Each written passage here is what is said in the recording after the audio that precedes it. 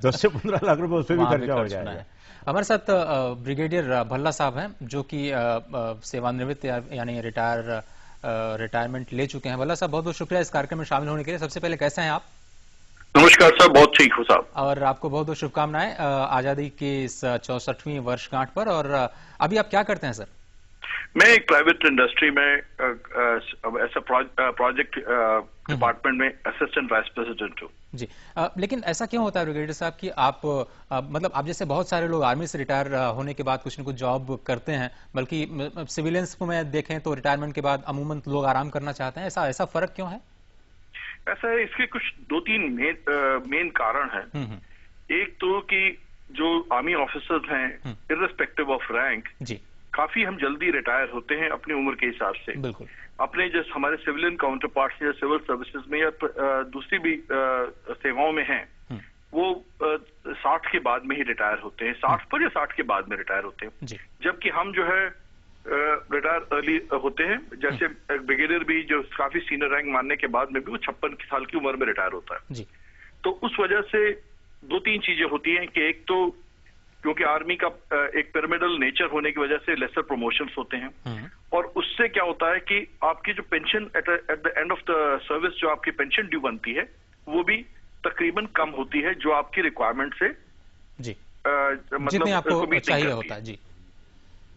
और दूसरा ये है कि आई फील कि जितने लोग क्योंकि कम एज पर रिटायर होते हैं, they are in physically fit, बिल्कुल उनके पास स्पिरिट होता है। स्पिरिट के लिए तो आप जाने ही जाते हैं। लेकिन ब्रिगेडियर साहब, क्या आपने फाइनेंशियल प्लानिंग की ओर ध्यान दिया और अभी जो आपकी स्थिति है फाइनेंशियल, उसको लेकर के आप खुश हैं और अपनी प्लानिंग को लेकर के संतुष्ट हैं आप? ऐसा है कि जो ड्यूरिंग द सर्विस तो जिस तरह से हमारे प्रिस्क्राइब्ड लाइफस्टाइल होता है, उस वजह से आपकी सेविंग ड्यूरिंग सर्विस आपकी बहुत मिनिमल होती है।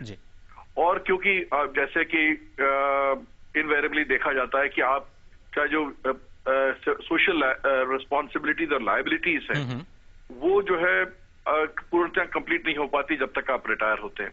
इन दोनों चीजों को मद्देनजर रखते हुए आपके पास कोई चारा नहीं होता, बल्कि आप एक सेकंड इनिंग और सेकंड नौकरी करना चाहें। जबकि हमारे सिविलियन काउंटर पार्ट जो है, जब तक वो 60 तक पहुंचते हैं, बच्चे उनके सेटल हो चुके होते हैं, उनकी सोशल रिस्पॉन्सिबिलिटीज खत्म हो चुकी होती है।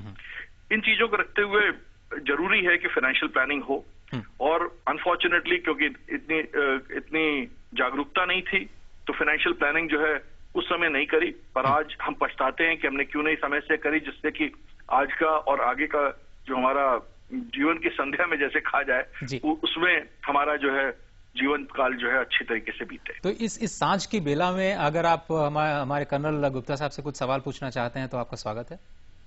मैं उनसे एक ही छोटा सा सवाल पूछना चाहूंगा कि इस रिटायरमेंट सबके लिए एक वास्तविकता है, हर एक को रिटायर होना होता है, पर क्योंकि आर्म फोर्सेस में क्योंकि इतने साधन कम होते हैं, तो इन कम साधनों को अपनी मतलब सरकारी जिम्मेदारियां, अपनी सोशल रिस्पॉन्सिबिलिटीज को पूरे देखते हुए किस प्रकार से हम फाइनेंशियल प्लानिंग करें जिससे कि हम जो है बिल्कुल संतुष्ट और आराम से जी सके। बहुत बहुत शुक्रिया आपका भल्ला साहब, ब्रिगेडियर साहब, इस कार्यक्रम में शामिल होने के लिए, अपना सवाल रखने के लिए धन्यवाद। अजय जी, मैं कहना चाहूंगा और मेरी कोशिश भी ये रही है पिछले 3-4 साल से कि मैं जब भी किसी भी स्टेशन में छुट्टी पे जाता हूं या किसी भी काम से जाता हूं, मैं कोशिश करता हूं कि वहां पे ऑफिसर्स में या जवानों में थोड़ी फाइनेंशियल अवेयरनेस बढ़ाऊं। और मेरा सजेशन तो ये है कि अगर आर्मी, नेवी, एयरफोर्स वाले इस चीज को चाहें तो हम आगे बढ़ा सकते हैं। बल्कि जहां पे भी ऑफिसर्स के कोर्सेज चल रहे हैं या जवानों के सेंटर्स हैं, हम वहां जाके थोड़ा बहुत उनको फाइनेंशियली अवेयर कर सकते हैं, जिससे कि वो लोग फाइनेंशियल प्लानिंग में इन्वॉल्व हो सके। बिल्कुल कम उम्र में ही उसकी शुरुआत जो है वो जल्दी होनी चाहिए। और हमारी जो अगली रिपोर्ट है कर्नल साहब, वो भी उसी से कुछ मिलती जुलती है। पूनम है हमारे साथ, जो कि फाइनेंशियल प्लानिंग के मोर्चे पर अभी शुरुआत करने वाली हैं। आइए देखते हैं उनकी परेशानी उन्हीं की जुबानी, और उसके बाद फिर कर्नल गुप्ता से उस पर राय लेंगे।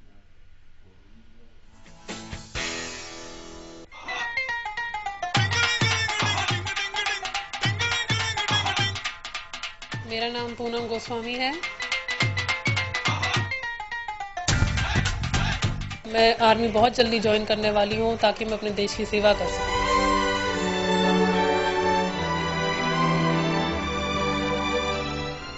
पूनम अपने माता पिता की इकलौती संतान है। पूनम उन आम लड़कियों से अलग हैं जो कि डॉक्टर, इंजीनियर या टीचर बनना चाहती हैं।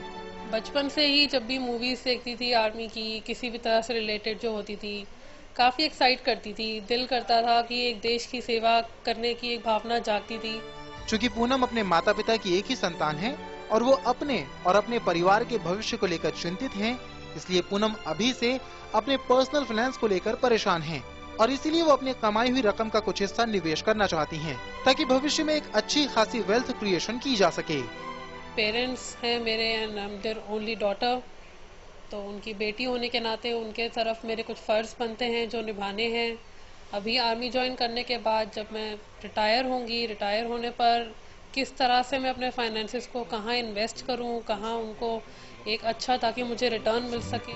पूनम की उम्र 20 साल के आसपास है और वो अभी से काफी आत्मनिर्भर हैं। पूनम 15 साल बाद अपने पैसों से सुंदर सा एक मकान बनाना चाहती हैं।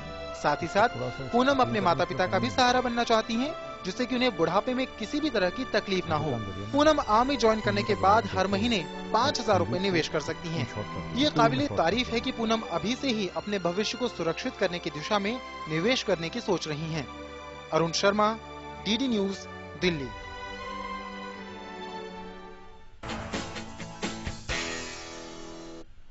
जी हाँ, तो ये तो पूनम की समस्या थी, लेकिन एक अच्छी बात यह है कि वो जल्दी शुरुआत करना चाहती हैं। इससे पहले कि मेजर संदीप की अगली रिपोर्ट पर जाएं, ये एक पूनम जी के बारे में जान लेते हैं, उन्हें क्या करना चाहिए। कर्नल गुप्ता, पूनम जी की आगे कुछ इनपुट्स हमें नहीं मिली हैं, लेकिन मैं फिर भी इनका केस एनालाइज किया है।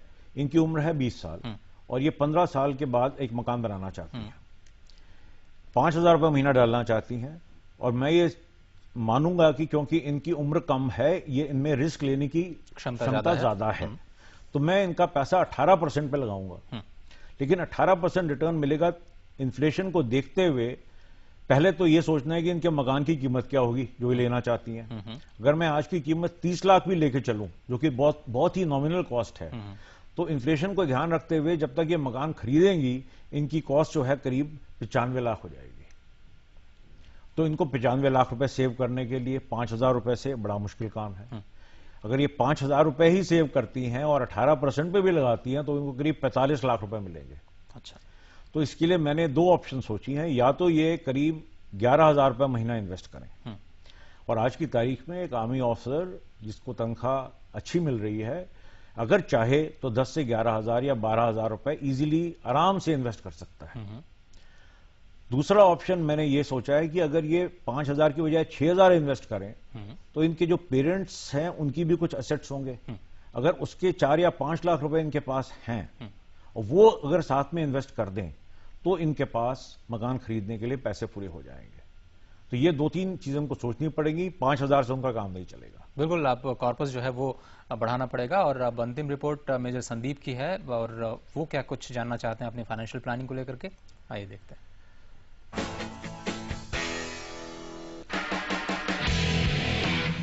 मेरा नाम मेजर संदीप बुकर है।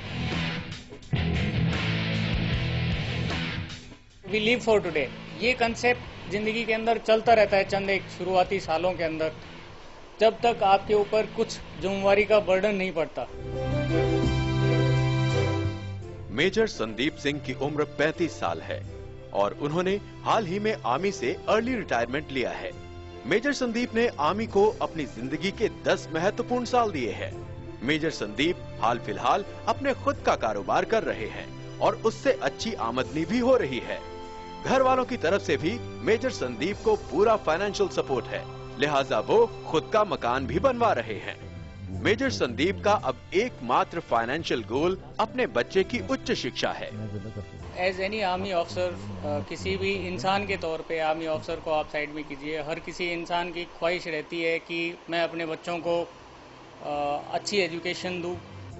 मेजर संदीप हर महीने 7 से 8,000 रुपए अपने बेटे के लिए निवेश करना चाहते हैं। संदीप जी का बेटा अभी दूसरी कक्षा में पढ़ता है और उसकी हायर एजुकेशन में कोई बाधा ना आए, इसलिए उसके लिए अभी से निवेश करना चाहते हैं। लेकिन महंगाई के साथ साथ एजुकेशन का खर्च भी दिन प्रतिदिन बढ़ रहा है। ऐसे में वो अपने बेटे के लिए वेल्थ क्रिएशन कर पाएंगे या नहीं, ये देखने वाली बात होगी। Arun Sharma, DD news, Delhi.